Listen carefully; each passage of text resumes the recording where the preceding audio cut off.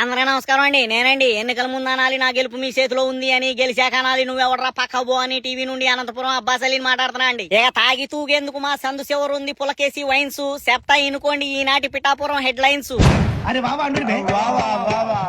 ఇక దేవుడంతటోడే తల్లిని కష్టపెట్టకుండా పుట్టలేదని రాసుంది పురాణాల్లో. ఇక స్నేక్ బాబు నిన్న నువ్వు చెప్పిన సోల్ని నాకు పొంగుతుంది హాస్యం మా నరాల్లో.